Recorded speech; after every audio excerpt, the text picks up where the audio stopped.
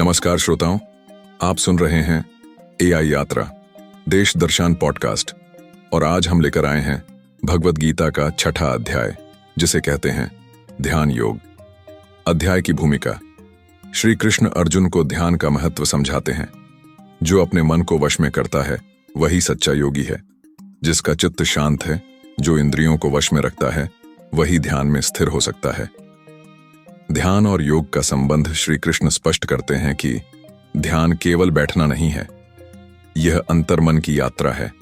एकाग्रता, संयम और समत्व से जन्म लेता है सच्चा ध्यान। मन ही मित्र है और मन ही शत्रु। यदि मन संयमित है, वह मोक्ष का द्वार है। यदि मन चंचल है, वह बंधन का कारण है। ध्यान की अवस्था भगवान श्री कृष्ण बताते हैं। योगी एकांत में स्वच्छ स्थान पर चित्त को स्थिर कर बिना किसी इच्छा के बैठता है। ध्यान के लिए जरूरी है संयमित भोजन, संतुलित निद्रा, स्थिर शरीर, निस्वार्थ भावना, न अति आहार करने वाला, न अत्यधिक सोने वाला।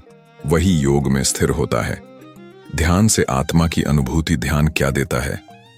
वह अनुभूति जिसमें योगी आत्मा और परमात्मा के बीच की दूरी मिटा देता है। वह स्थिति जहां सुख दुख, लाभ हानि सब समान लगने लगते हैं। योगः कर्मसु कौशलम। ध्यान से ही कर्म में कुशलता आती है। योगी का सर्वोच्च स्थान श्री कृष्ण कहते हैं, सब तपस्वियों से श्रेष्ठ योगी है, सब ज्ञानी से भी श्रेष्ठ योगी है, और भक्तों में भी जो मुझे ध्यान में रखता है वह मुझसे एकाकार होता है।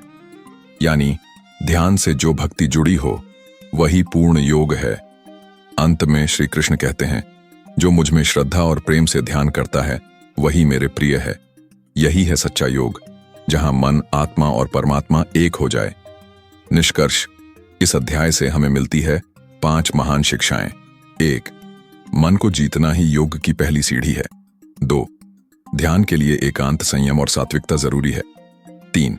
सच्चा योगी न दिखावा करता है, न भागता है, वह संतुलित रहता है। 4.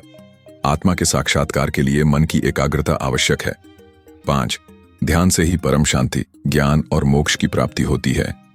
तो साथियों, क्या आप आज से ही प्रतिदिन कुछ मिनट ध्यान में बैठ सकते हैं? क्या आप अपने मन के मित्र बन सकते हैं? यही है ध्यान योग की वास्तविक साधना। यदि यह पॉडकास्ट आपको पसंद आया हो तो लाइक, शेयर और सब्सक्राइब जरूर करें एआई यात्रा देश दर्शन पॉडकास्ट को। जय श्री कृष्ण।